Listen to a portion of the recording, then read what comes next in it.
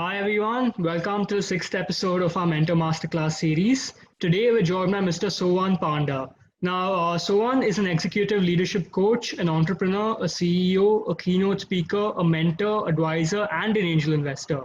Now, currently, he's the founder and CEO of Mangosteen Holdings, which is a niche and specialized sales and marketing company focused on strategies for the real estate industry.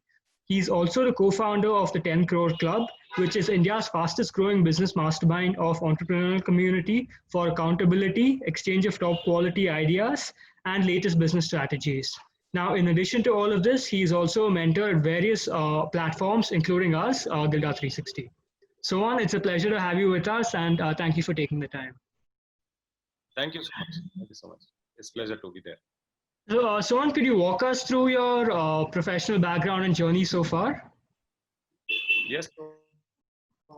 Initially, when I moved out of college, I wanted to work in a startup. So I did that. So the company which I worked on, it was more like a startup. We were doing morphing software, face recognition, face morphing softwares. And I was involved in building that as well as involved in selling that as well. So that was for a very, very small period of time. And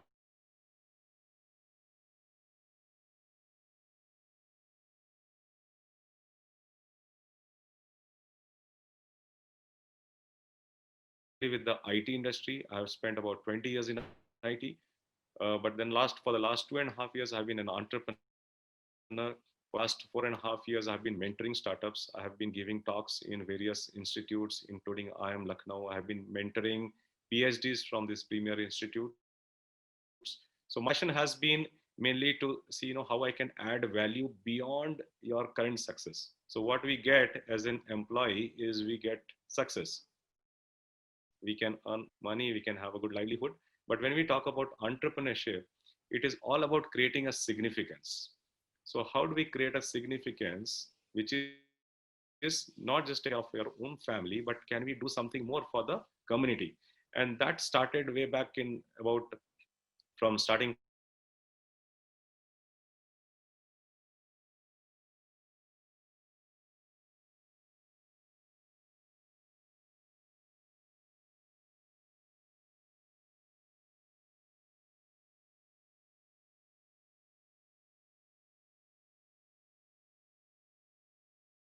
So I was involved in various on the real estate. So that has been my entrepreneurial journey. And I like to spend time with people, help them, guide them, because I want to live a life of significance. So that's what matters for every entrepreneur. So, Sohan, I want to really go into one aspect of what you're doing right now, which is the 10 Crore Club. Yeah. Now, you call this as a mastermind for like minded individuals and people who aspire to get to that level. Now, how important is it, and especially for senior leaders, to be surrounded by like minded individuals, and what benefit does this give them? Okay. So this is very important. Now let's talk about what is a mastermind, right? So mastermind is a community of people who are coming together for a single common objective or a single common goal. So that's the mastermind. If you understand the word mastermind, we talk about who is the mastermind behind something which has happened, right? So mastermind is all about bringing people together so that we can achieve something more beyond that company itself. Can we achieve more beyond that? So that's the mastermind.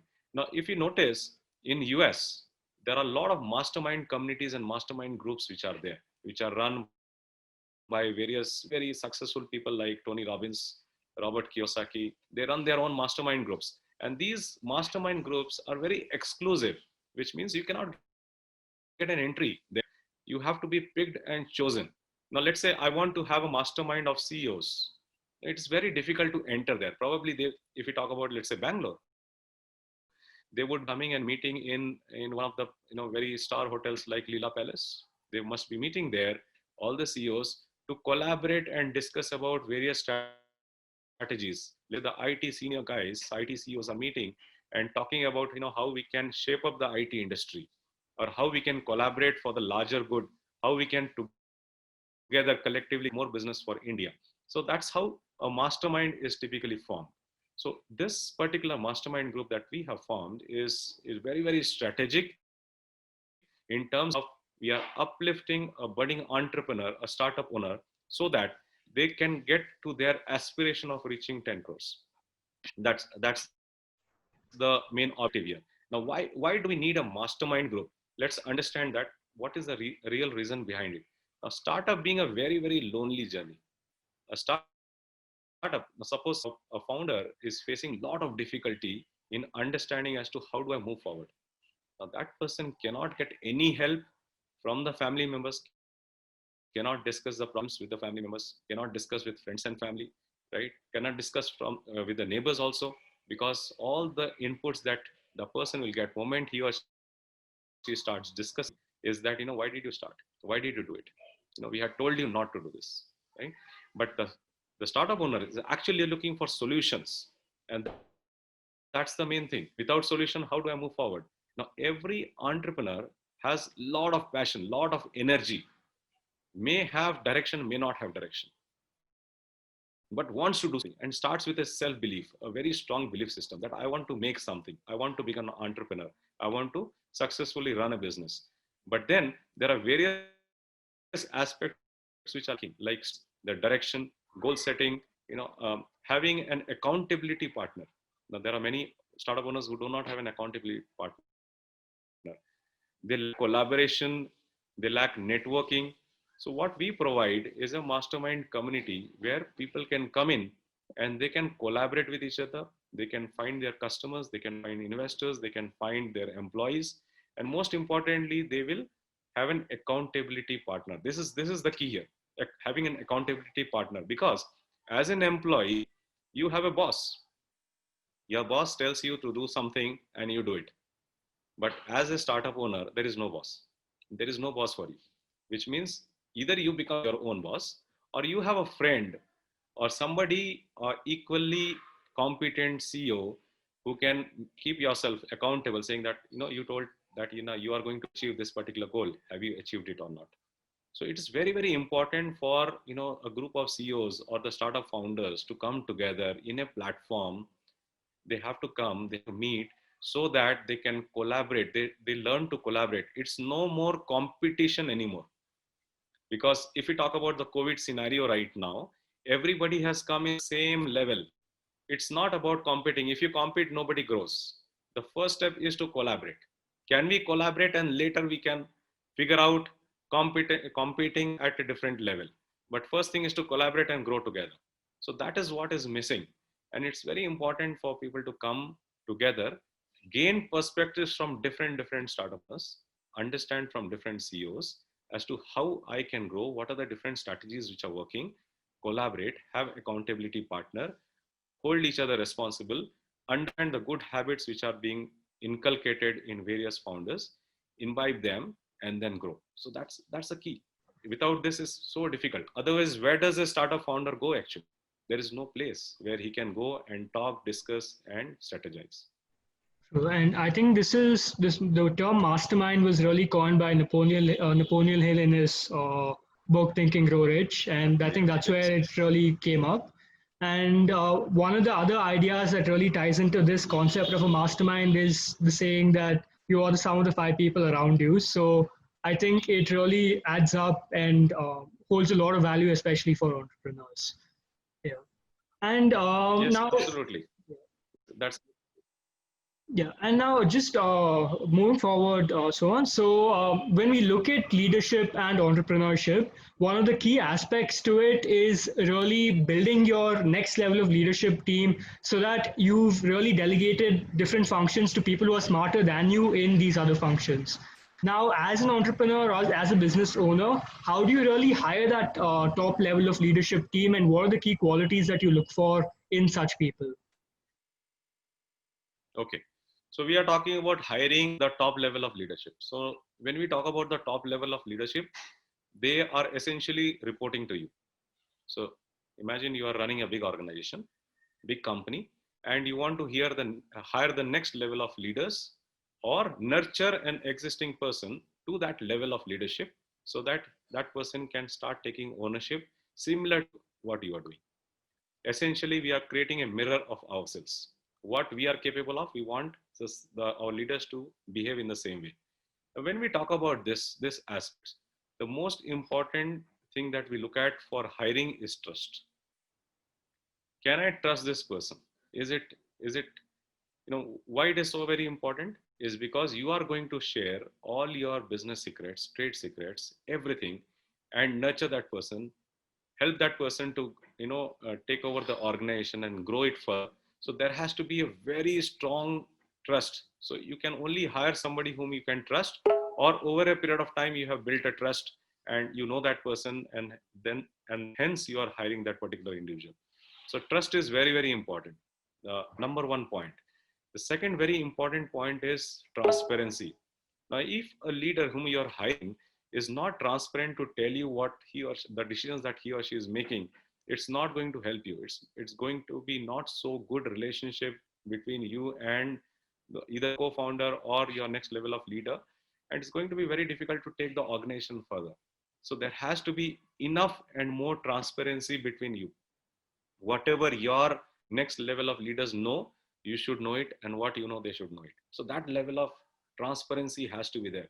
Now, can you hire somebody who is so trustworthy as well as who is ready to give that level of trespass and transparency to you? That's very, very important. Now, coming to the next point. So this is the initial. Now, if these two are missing, then probably you will not go to the next level. You first figure out whether these two are very, very much visible to you.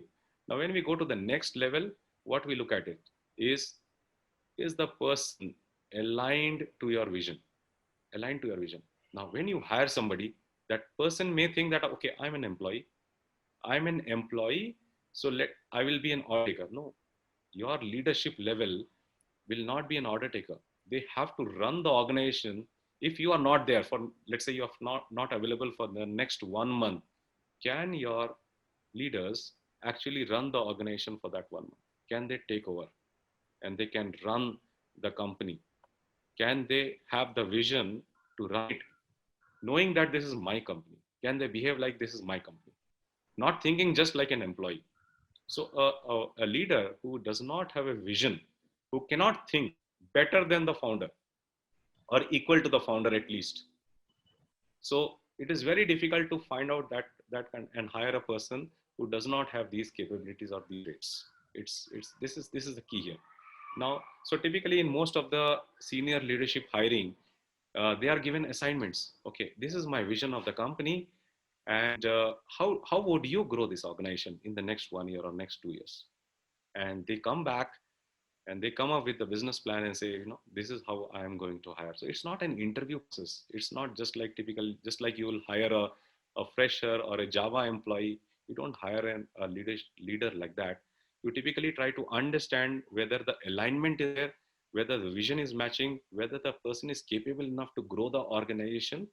And of course, we talked about the transparency and the trust part. Now, let's take an example. Now, let's say you are driving a car, okay, and the car has 4 wheels.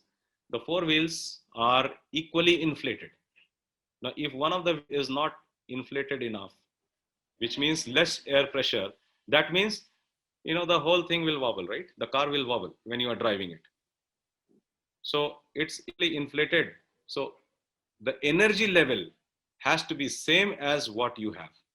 When the vision that you have to grow your organization, your leaders should have, they should be able to match to that particular energy level and the vision that we have to be there together. Then when you start driving the car, the wheels, all the 4 wheels run in the same speed. It runs in the same speed, same direction. They're aligned in the same direction. It's aligned properly. Now, are your leaders aligned to you and your organization and the goals of the organization? Is the alignment there? Are they ready to run at the same speed, thinking that this is my organization and I have to build this organization? That's another important aspect that we look at, is the alignment part, whether my leaders are aligned to take up that responsibilities. And if yes, they are good to go from the hiring perspective, and they should have the energy, the motivation, self drive and self motivation. This is the key. Now, you would not want a leader where you are giving them direction, or taking status saying that, we discussed this and did it happen or not? That does not work. Then there is no, cohesion. It's not working together. So we want the leaders to be self-motivated, having the self-drive, and ready to make decisions. They should be able to make decisions, the right decisions for your company. So these are the some of the things. But however, there are many other aspects that we look at. We look at their attitude. We look at their ethics. If a leader is not having good ethics, we definitely don't want to hire that leader. Okay, the attitude has to be very strong. The person has to be very strong in communication. Communication is a key, because all the people who are reporting to a leader, if the communication skills is missing, you cannot run the organization. It's very difficult. So there are many other aspects, but these are the key things that we look at when we are hiring a top leadership team and building an organization. It's very important. Yeah. I just have a follow-on question over here. So you mentioned vision alignment as a key criteria while looking at hiring leaders. Now, which would you give more importance to in terms of vision alignment and having the right skill sets for the job? So let's say if you're hiring for a senior leadership role and you're choosing between two candidates, and you feel that there is more vision alignment with one, but with the other, the skill set would probably be a little more. So if there is a decision to be made such as this, which direction do you think business leader should go with? I would definitely choose a vision alignment, and rather than the skill sets, because when we are talking about skill sets, let me give some examples. Now, if there are two employees having exactly the same skill, but one of the employees having very high commitment level, very high commitment level. Now, can that employee be replaced? You can obviously find out a different employee to replace, different person to replace a person with the equal skill set. You can replace with a lower paying employee. You can bring a person. But if a person is highly committed, you cannot replace that employee. It's very difficult, because commitment is difficult to find. So between skills and commitment, I will give a higher weightage to commitment. Now, similarly, between skills and vision alignment, I will give a higher weightage to vision alignment. A person with a vision can actually drive an organization. That's very important. He's able to visualize and see where I'm ready to take the organization to. That person will come up with multiple ideas. That's maybe one or two skills may not be there, but the basic skills, of course, is required, which is leading the team, making decisions. These are the skills. But if I really look at two people coming together and are having, similar skill sets, a person with a higher alignment to the vision, because that person will be more innovative. He will be more creative. He will come up with ideas, strategies to grow the organization. Just having skill sets will not work. Right.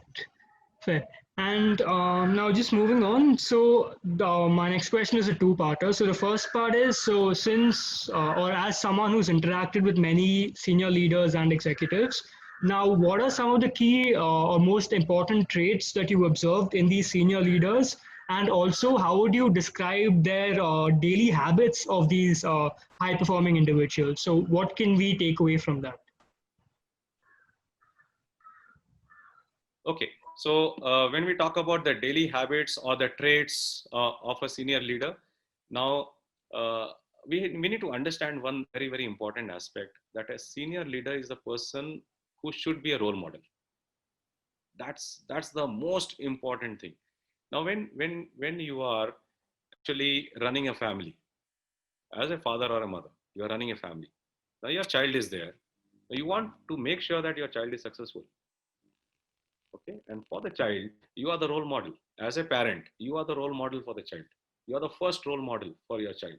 Okay, and anything happens, the child may not be performing or may not be doing well. You put all your best effort to make sure that the child is performing, or whatever is required to be given, whether it is skills or whether it is support system, whatever is required, you provide to your child, and you give direction also, in which directions we have to move. We guide, we mentor the child. Similarly, a leader has to be a role model. This is very important aspects. A leader should be looked as a mentor. So when the employees are there, they see, okay, I know this person, and he is the best mentor that I have ever found. and he's the person who can help me grow and build my career path. So that's one of the very important skill.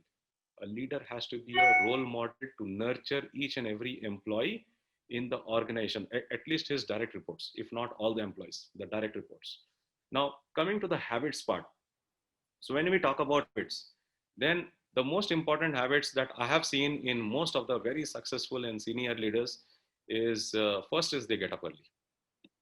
They get up early, much earlier than rest of the people who would get up, because the first half of the day, right?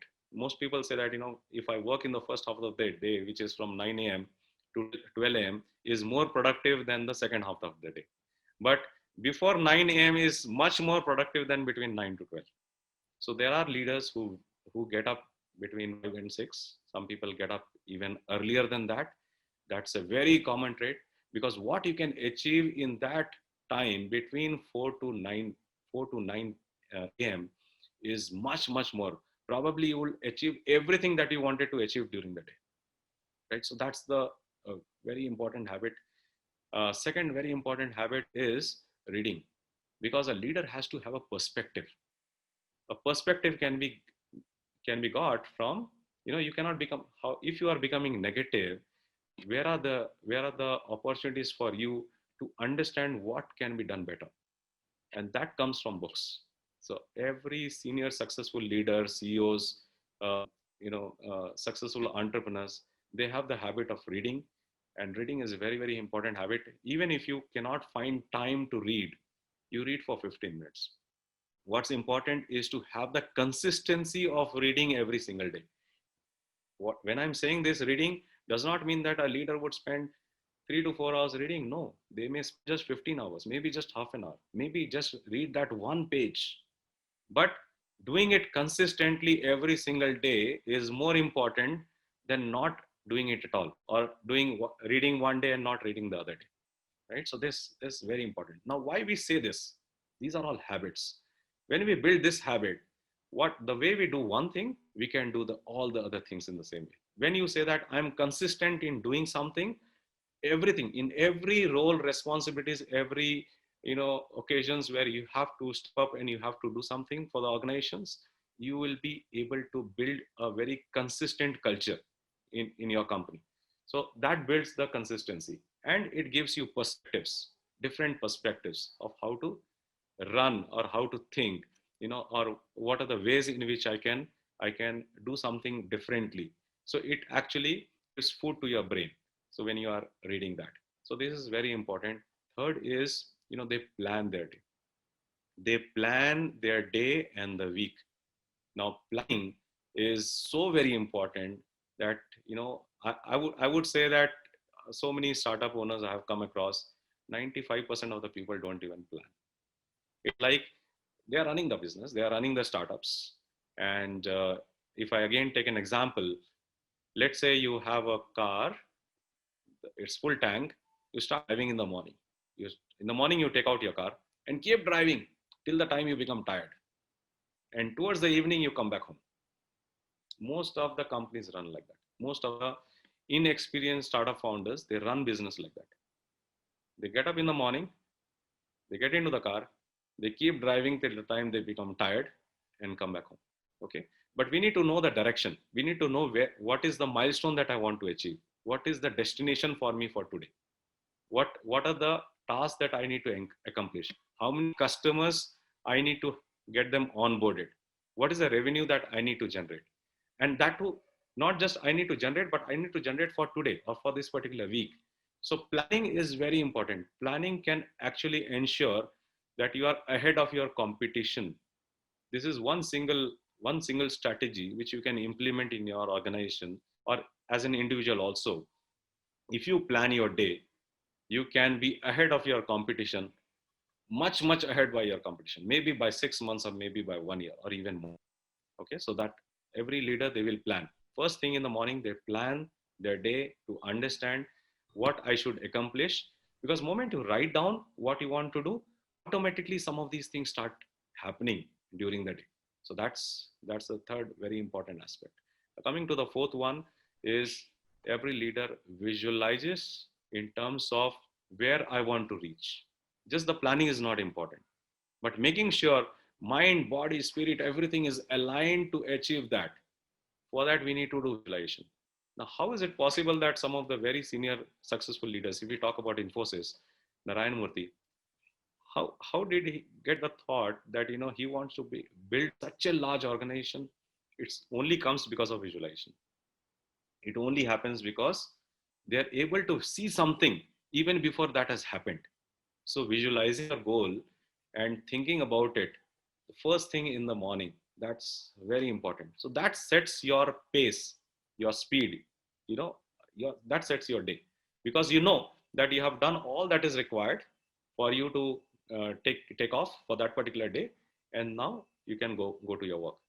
And another very important thing, they don't create dependency on themselves. So there are so many activities that a leader has to do. Now, if he has to finish that activity during the day and your team members are dependent on you, you have not given them what is required by them. Okay, their work is getting stalled or it is getting moved to the next day. The productivity is getting lost. So they don't get dependency on themselves. They finish everything that they have to do and give the inputs to their teams. They do it first thing in the morning, finish that off, and then take up new creative things or strategic direction to think about what they can do during the day. They go and meet the customers or have discussions with the leadership team as to how the vision should be implemented. So these are some of the key very, very key differences which I have seen. And if you implement this, it is guaranteed that you will be successful in anything that you pick up. And one of the things that you mentioned in terms of reading and having consistency every single day, I think there's a very nice quote about this which says that your outcomes are only a lagging measure of your daily habits. So whatever daily habits you implement on a longer term, it compounds, and then that's when you really see results. So that's something that really resonated with what you were saying. And just going forward now, so on. So being decisive is one of the key aspects of any leader in any organization. Now, how can a leader in any organization learn to be more decisive, and how does it really help them in their day-to-day life?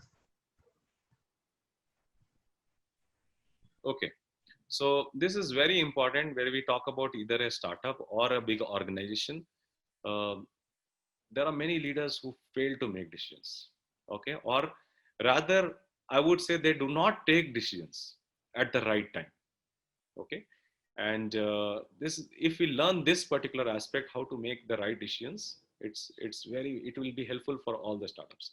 Now, when we talk about decision making, the first thing that we have to do is taking ownership of whatever has been given to us. If we are not taking ownership of whatever we are handling, we cannot make decisions. So a decision does not get made because somewhere there is lack of ownership. So we start owning, which means I'm the one who is going to ensure that this particular output is achieved. If I take that ownership, the decision making capability will automatically come. Okay, so first step is having the ownership. So we have to take anything that we do. If we learn this one aspect, now does not matter whether you are an employee, you are just started fresh out of college and join an organization, okay, or you are a leader of a company, mid-level leader who is going to get promoted to a senior leader, or you are owner of your own business or a startup. Having the commitment and ownership of whatever you have decided to do, that's that's very important for you to ensure that you make the right decisions. Okay, so that is one of the steps. The second thing is, we typically make decisions based on the outcome. Now, many times we would make decisions because that are easier for us to make. We have to make decisions which are important and can give a significantly good outcome for the company. Let's say there are non-revenue generating activities and there are revenue generating activities. Like, what is the revenue generating activity? Is I have to go and meet X number of customers and our products and services. So that is the revenue generating activity. Non-revenue generating activity would be, okay, I have to spend time on the admin activities. I have to get some chairs for my company because so many employees are coming up. Okay, so these are non-revenue generating activities. Now, some of the easier activities, you tend to make decisions, but wherever you have to generate revenue, so focus all your attention towards getting more customers, getting the right investors, getting getting revenue for your organization, building an organization, creating a system, having a very strong and solid responsible team who can run your business. So these are all going to be very, very important activities for you. So we focus towards those actions which are going to add value to your organization. And when we talk about adding value, then we think about what is the ROI of my decision that I'm making. If I make this decision, what is the benefit and loss for the company? If I don't make this decision, what is the benefit and loss for the organization? Based on that, you have to take a logical decisions to ensure that you are focusing on what is right for the company. Now, the reason why most of the people, they don't make decisions is because they think that if my decision is wrong, there could be a blame game. Somebody is going to point finger at me and saying that, you made this wrong decision and that's why we are suffering. And that is what is happening in many places, where most of the people, they don't even make the decision at all. So essentially nobody is making the decision, and only the owner of the company or the CEO makes the decision, and everybody becomes an order taker, and that does not help anyone. So what we have to do, without worrying about whether my decision could be right or wrong, as a leader, as a owner of a business, you have to make the right decision which you think at that point of time is giving you a logical good eye and adding value to you and your customers, to your company and your customers. So that is how we have to anyway go ahead and make the decisions. Okay, some decisions could be right, some decisions could be wrong, doesn't matter. But having no action is not going to take you forward. So we have to, it's not necessary to be perfect in everything. Sometimes perfection becomes a disease, right? So we have to keep moving forward, keep taking the right decisions and keep moving forward rather than procrastinating, which does not help anyone. So to summarize, if you are taking ownership for anything that you are doing, you will tend to make the right decisions. If you don't take ownership, then what will happen? You will think, okay, somebody else has to make a decision. This is not my moderation at all, right? And if you have the fear of making the decisions, weigh it from the perspective of, you know, ROI, the value that you are generating for the company, for your customers. You weigh that. And of course, why do we have board members or advisors or mentors in any company? You can go and seek support from them and check with them whether this is the right decision. Should we make it? What are pros and cons? Shall we go ahead? And there are a lot of support system is available. We have to make use of those support system and move ahead in your business. That's required. Interesting. Now, so we've noticed in the last decade or so many startups which are rapidly growing to become huge unicorns and even bigger companies than that. So, with this in mind, what would you say are the key different traits or the key differences in leadership that are required at a growing startup and at an established corporate? So, what are the differences or nuances in leadership that are really required to succeed in both these roles? Okay, so this is a very interesting question, and you talked about leadership in a already established big organization versus leadership for a startup, leadership as a startup. So as a leadership, when you are a leader in a startup, you have to be making the right decisions and always be ready to make decisions. So that we already discussed. So that's important, because in what happens in a big organization, it is also possible that the decision is made on a consensus basis. Multiple stakeholders are involved to come to a conclusion or make a decision. But in a startup, you are the one who is making the decision. So you have to be ready to make decisions. That's one. The second important aspect is being agile. There, things are changing every single day for you. Okay. Any decision that you make, it is either going to add revenue or take away money from your company, or it is going to add cost to your organization, or it can bring you above the competition, or you can go behind the competition, or deal with a particular product and services which is no more relevant. So anything that you do in a startup, it can backfire, or it can help you to move forward much more rapidly. So agility is very, very important. So we should be ready to accept the current situation, current facts, and completely transform the way we do things, and be very agile and pivot, ready to pivot. So agility is very, very important when you are running as a startup owner, or when you are a leader in a startup. This is extremely important, because you do not have time to even uh, figure out, or wait for, absorbing the fact. Let's say this COVID time which has come, there are so many startups which they do not have time at all to figure out what to do next. What's important is to be agile.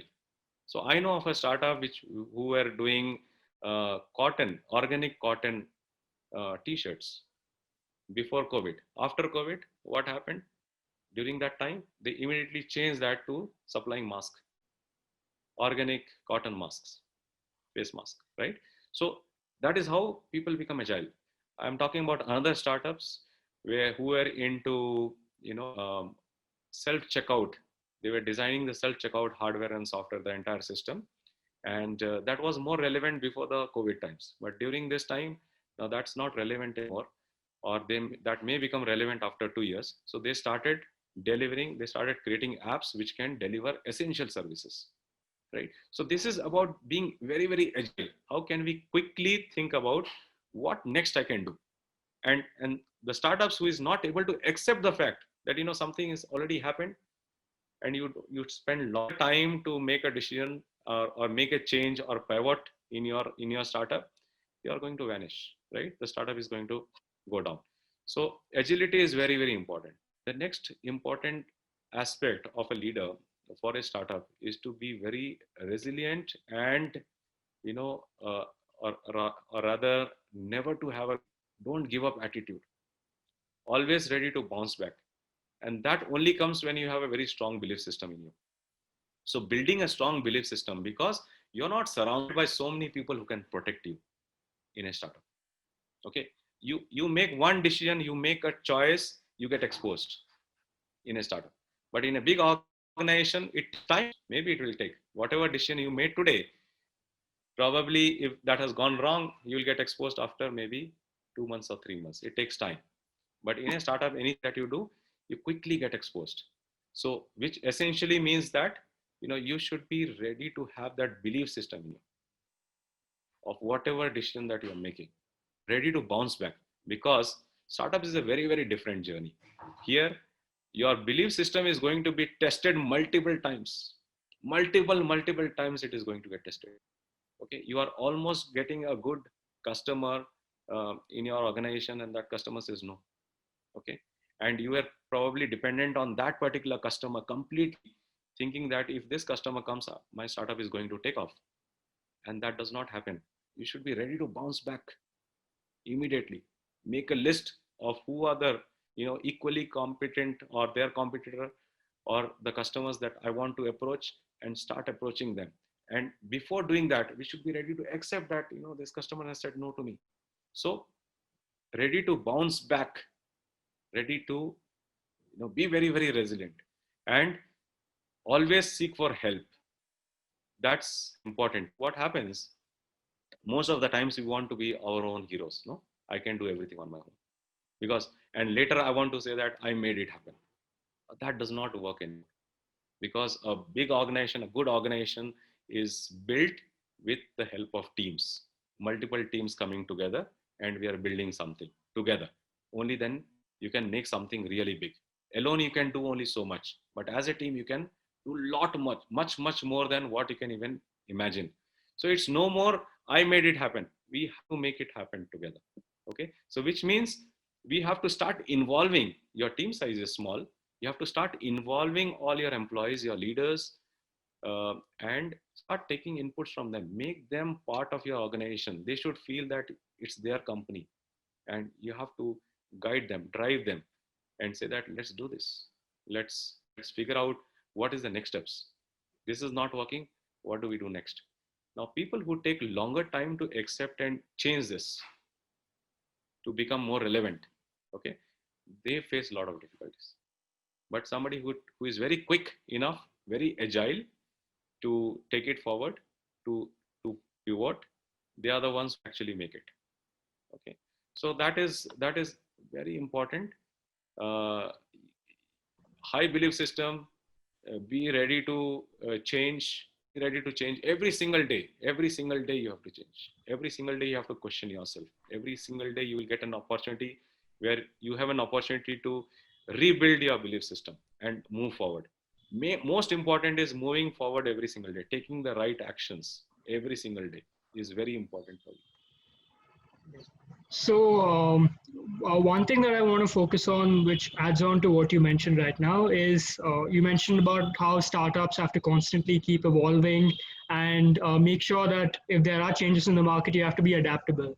Now, putting this into the context of large corporates, now we've noticed a lot of technological changes that have happened or technological advancements that have happened over the past 10 to 15 years, and we're seeing innovation growing at a much more rapid pace than it's ever grown before. So, with this in mind, how can large corporates really stay ahead of the curve and keep pace with the advancements in innovation?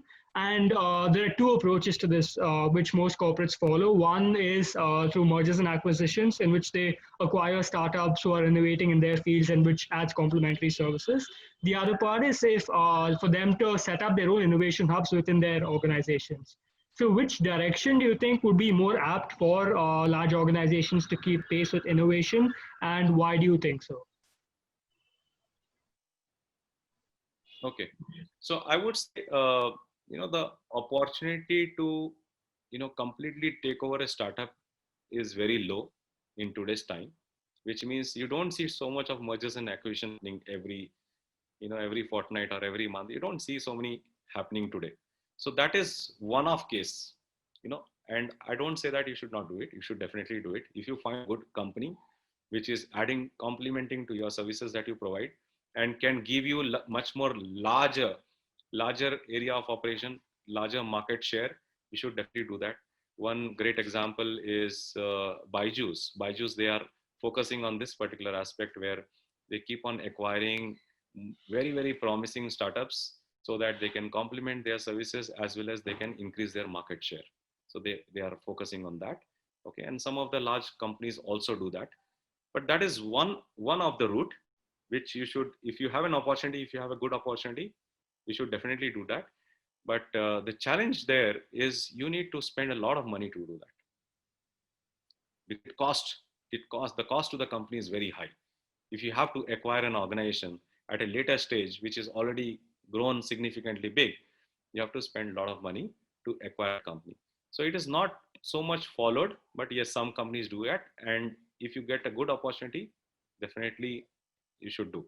But most important is, now we talked about the other aspect, is, should we do something in house? Should we have an innovation hub within the organization?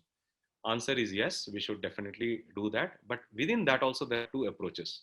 One is making it as an entrepreneurial journey, which means I'm using my own employees or some group of people who are working on a startup idea.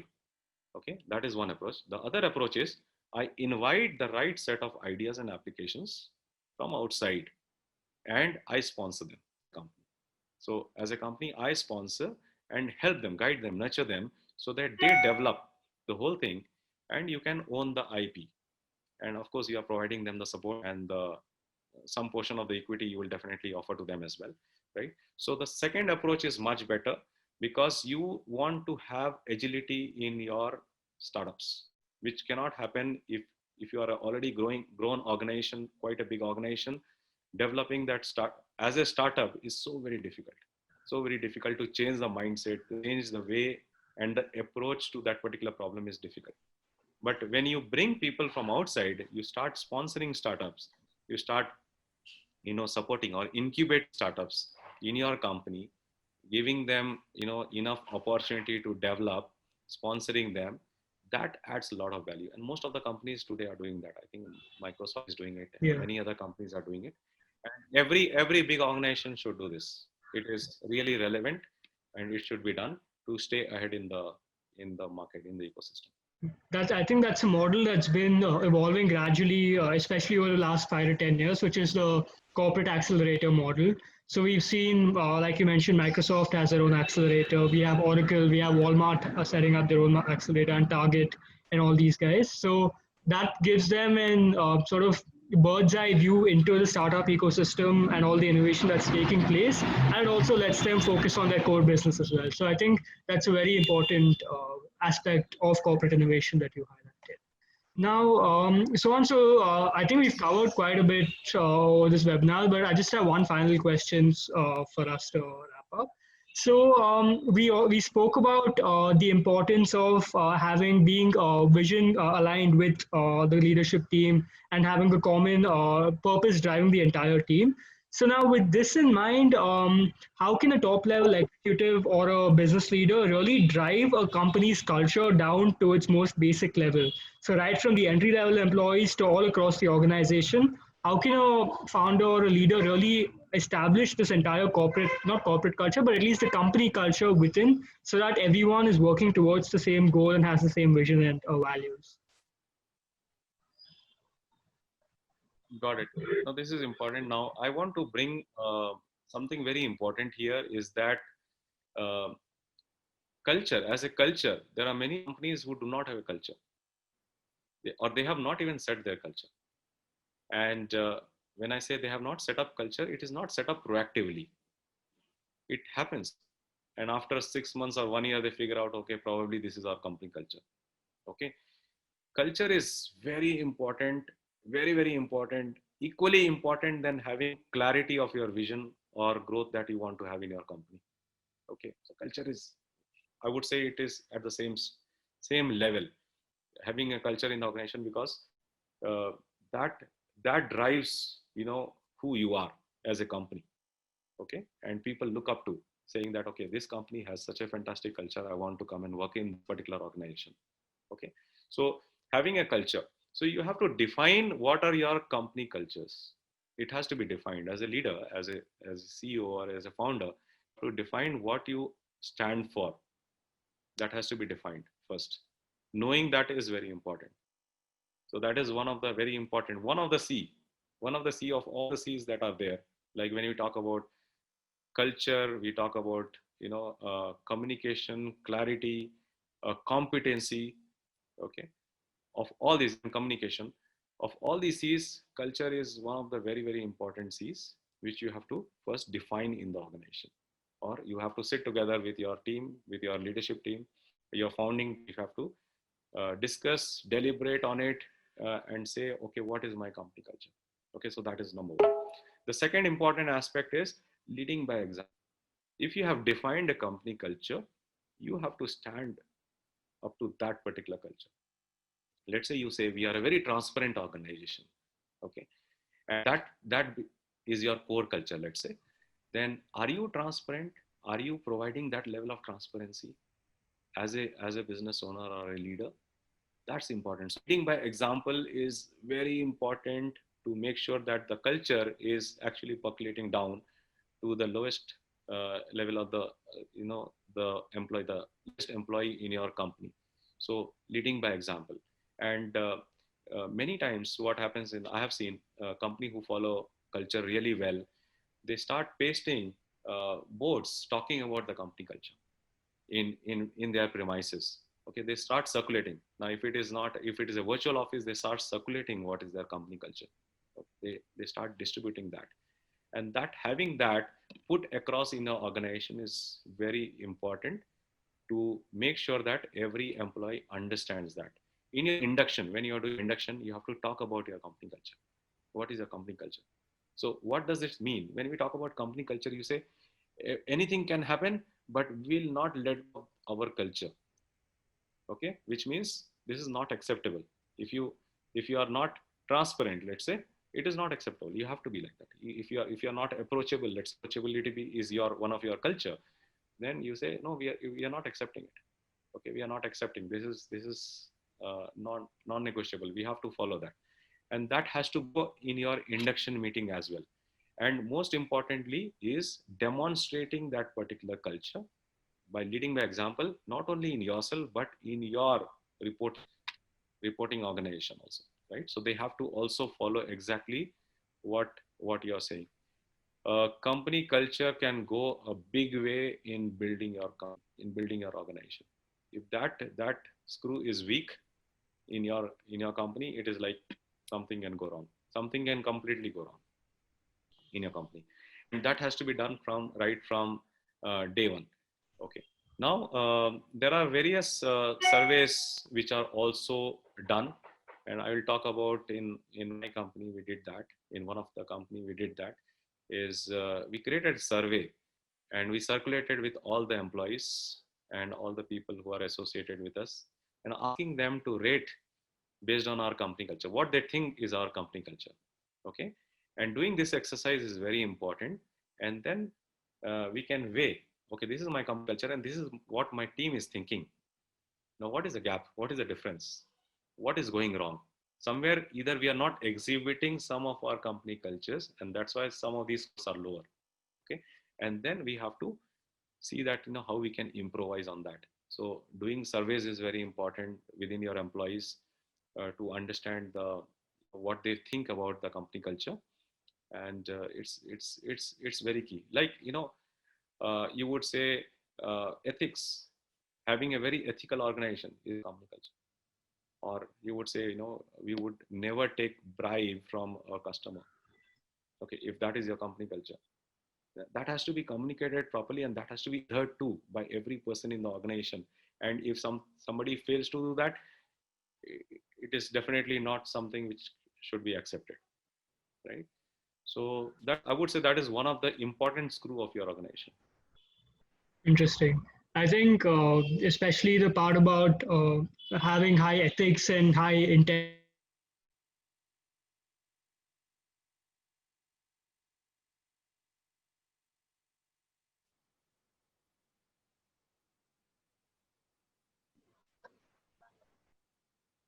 You're on mute. You're on mute, so I'm not able to Oh, hear you. sorry. So I was just saying, I was agreeing with the last point that you mentioned about ethics. So having high ethics and high integrity above all is what will eventually set up the company culture by itself. So in the long run, that is what is going to define what any company's culture is going to be. So I completely resonate with your thoughts there. But so I think we've covered a lot of really interesting insights, especially for executive leadership. And I want to thank you again for taking the time with us and sharing all these insights with us. Thank you so much. Thank you so much Yeah. for having me. It's my pleasure. Thank you. So Suhan is available with us at Gilda 360, and if anyone, and you can go and book a session with Suhan on gilda360.com, and the link will be shared in the description of all the videos. Great. So thank you, Suhan. Thank you again for your time, and have a great day. Thank you. Have a great day, you too. Thank you.